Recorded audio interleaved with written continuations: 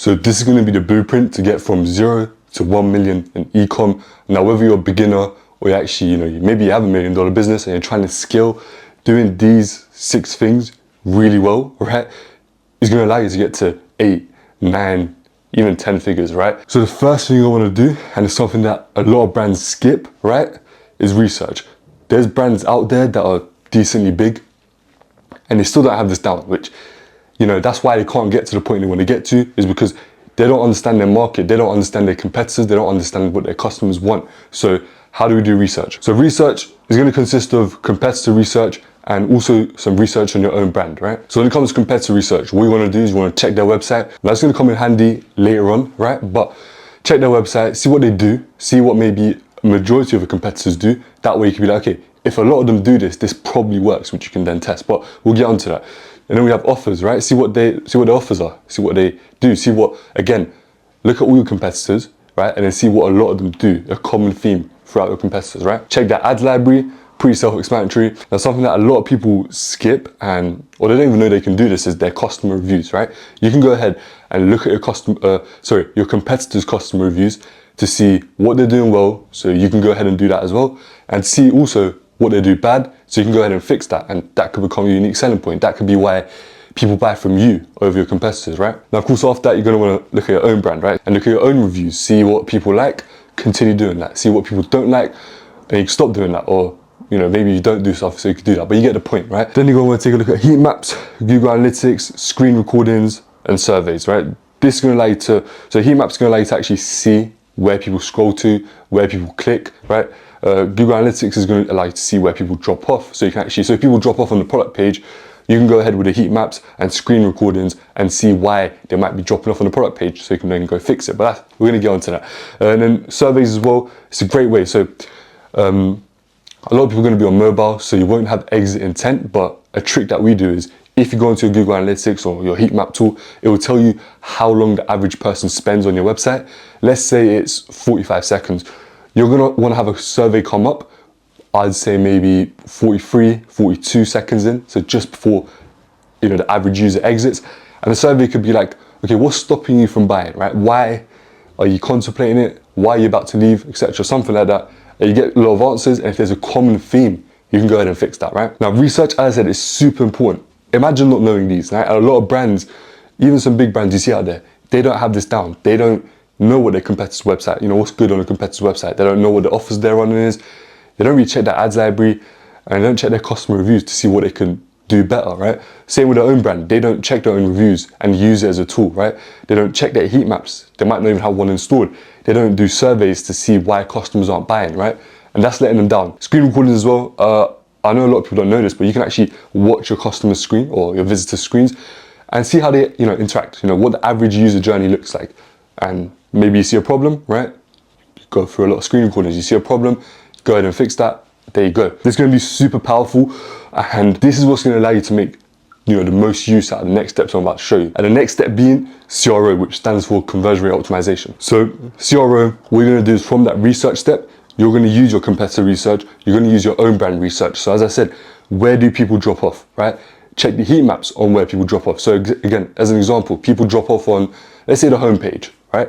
Go onto the homepage, look at heat maps, look at screen recordings, look at scroll maps, right? And based off that, you're going to come up with tests, right? You can also use your competitor research, see what they do, right? If a lot of them have, I don't know, a guarantee right below the add to cart button, you might want to go ahead and try that. But based off the research, you come up with a hypothesis, which is going to be something like, based off our research, if we add UGC content on the product page, then the conversion rate will increase because people will be able to see, others using our products, right? Then what we do is we A/B test that change. So we use tools like VWO or convert.com, and we'll be able to actually test, having UGC on the product page over not having UGC on the product page, right? And the result, this is something that even people that do CRO, they mess up, and it's that you need your results to actually reach statistical significance. Otherwise, it's not really a result. It's probably a false negative or false positive, right? There's a lot of tools that do this. Just search up A/B test calculator, and you'll be able to put your data in and see if it's statistically significant. If it's not, then you don't actually have a result, and you have to continue running that test. Or if it's such a small change, you might just not run that test, so just leave it there and move on to the next test, right? But if it hasn't reached statistical significance, then your result is not, you know, certain, right? It's not actually a result, and it probably, you won't be able to replicate it. So then don't apply it to your store, right? And after that, you want to look at what can you learn from this test, right? What can you learn from doing this test? What can you learn about your customer? That's going to allow you to have more winning tests. Now, the industry average for CRO, pretty sure is 1 out of 7 tests that are winners. Now for us, because we actually draw learnings, right, about our customer behavior from our tests, we actually have 1 out of every 3 tests that are winners. So you want to ask yourself basically, why did this work, right? Why did having UGC on the content, why did having UGC on the product page actually work? Is it because the customers actually see the product visually? Is it because they just, you know, lack trust? Is it, you know, it gave you multiple reasons. But once you learn about your customer behavior, you can then run tests that, let's say they just like seeing people using the product. Now, your next test might be having product images where people are using the products in the product images as well, right? Because product images are super important, and you can optimize that knowing that people actually, that's what they want. Your customers want that, right? So again, it's going to allow you to run more successful tests more consistently by drawing learnings from your tests and not just leaving it there. Now, number 3 is going to be content. Now, when it comes to content, you know, a lot of brands fail to realize this, but content is super important. So if you have your resources going to something like SEO and you're not a brand that's 9 figures, right? Why would you do that? Content is where you're going to want to put most of your budget and your time and your resources into. It's important, as this is what's going to allow you to, you know, test ads, right? And it's, you know, testing ads is what's going to allow you to have successful ads, which we'll get onto. But how we get a ton of content is pretty simple. We just contact a ton of micro influencers within our niche. So if it's a health niche, right? If we're selling supplements, for example, right? Then we'll contact, you know, people in the fitness industry or whatever. Then we offer them an affiliate program. Pretty straightforward. You just give them a percentage if they make content, and then, you know, you can ask to take that content and post on your own page as well. Also, if you think it's necessary, right, we send, you know, the affiliates, we send them training on what sort of content to make, what's worked previously, what worked for them, because it's in their best interest, because they're going to make money from the content, right? If they can get more sales from having good content, then they're going to make a percentage of that. So it's in their best interest to actually go through the training, right? They're not just going to be like, ah, never mind. It's going to make them more money as well. And then finally, right, now we're not onto ads, but we ask them for permission to run ads through their account, which works a lot better. Now, running ads through your business page is great and all, but, you know, it doesn't look organic, and people, it's too salesy, right? And people are scrolling on social media looking for something funny. They're looking for other people's accounts. They're not necessarily looking to watch or look at business profiles, like, you know, posts and stuff, right? Because they know they're just trying to sell to them. Now, what you can do is you can make it feel a little bit more organic, right? By just running an ad through their account. So at the top left, it will show a person's account rather than yours. Even I've been tricked by this, where it's like, it just has a different feel. It doesn't feel as salesy as just it being a business page running ads. I've seen on TikTok ads running through people's accounts, and it almost looks organic, apart from where it says promotion, right? Other than that, it's pretty good. I'd highly recommend it. You'll get a lot lower customer acquisition costs running ads through, you know, the content creator's account. Now, this content that you get from this, right, you're going to be able to get a ton of content from this. This content can be used to post organically. As mentioned before, you can have it as UGC on your website, or you can run ads with it, right? Which is probably the main thing you're going to want this content for. Now, which takes us on to number 4, which is going to be ads. Now, ads, I'm just going to draw this point in. Ads are a lot more simple than, you know, these ad people will have you think. It's a lot more simple, especially nowadays. It's a lot less to do with how you set up the ad. I'd say how you set it up, right?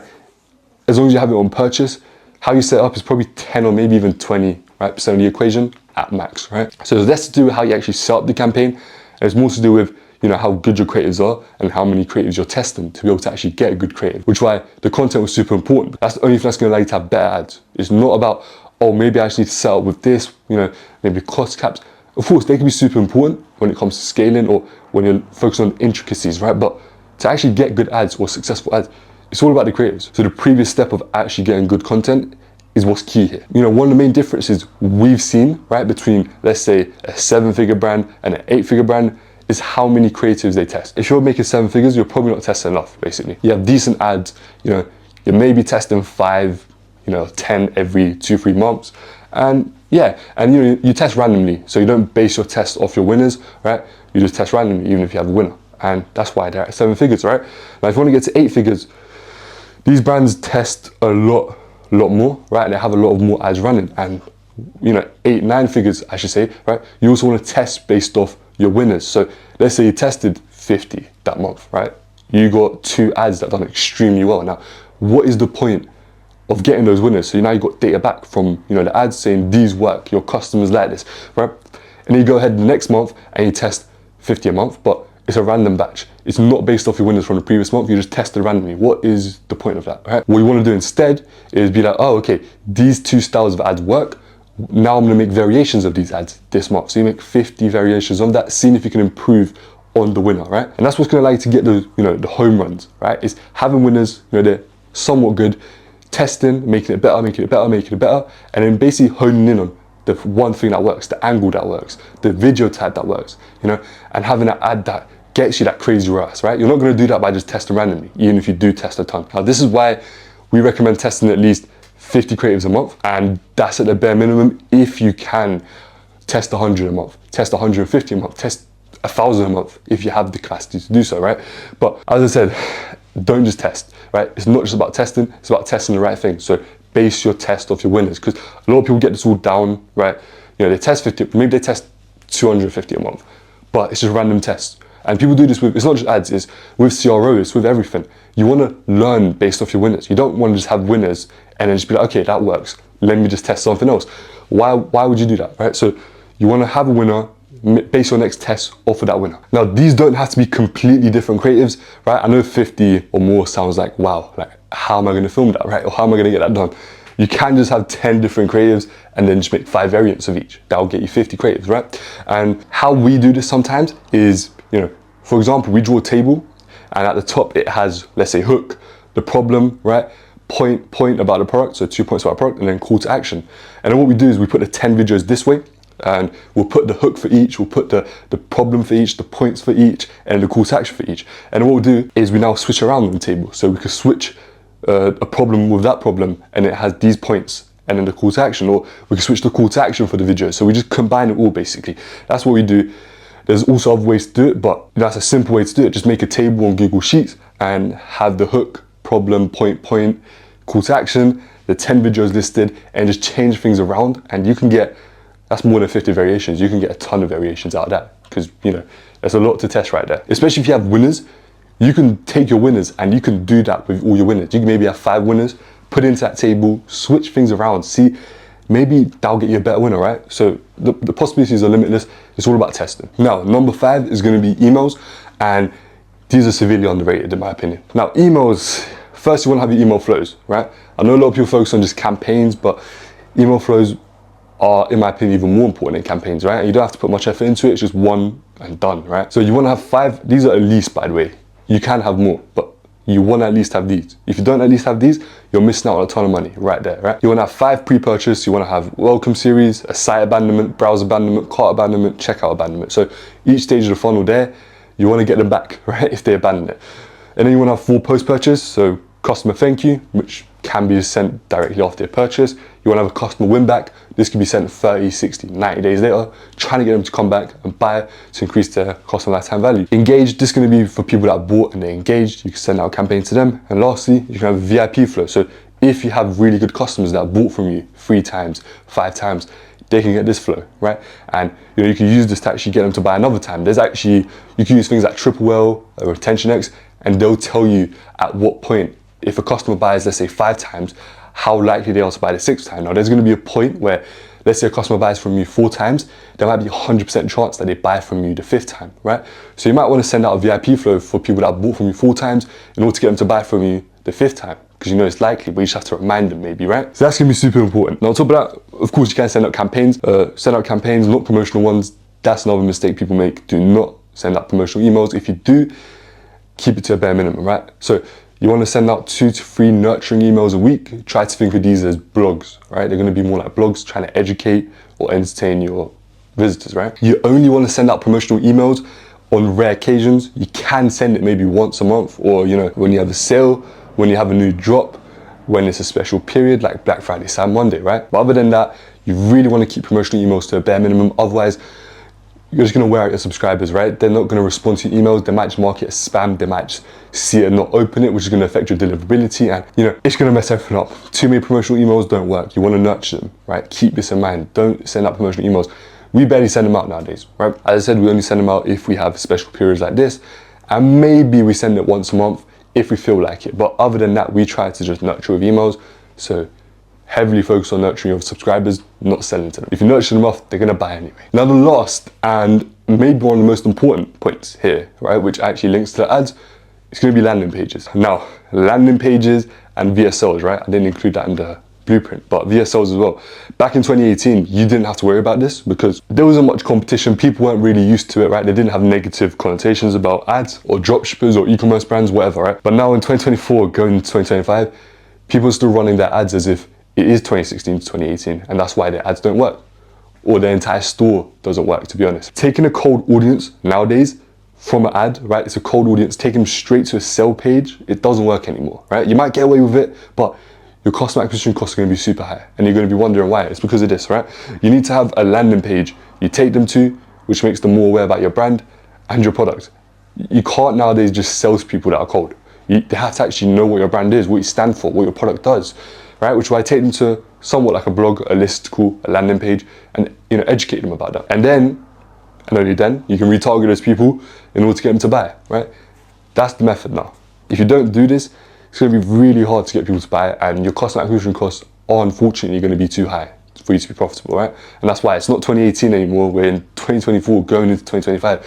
This doesn't work anymore, not having landing pages. And something I've been seeing a lot recently is on top of that, especially with brands that are problem solution based, like supplements, creams, right, stuff like that. They've been using VSLs, right? So they take people from an ad to a VSL, or their ad might be a VSL. And I've seen it work tremendously well. So if you have especially a problem solution brand, right, or product, look into VSLs. And the thing is, it works in every other niche, right? Like my niche, or more service-based niches, VSLs work, right? Video sales ads. Why would it not work in e-commerce? But again, this might have to be for things that are more problem solution based. I don't think you could take a clothing brand and make a VSL about that and sell it. But if you have a problem solution based product, 100% you can do this, right? And it's only going to get you more successful ads, landing page plus VSL.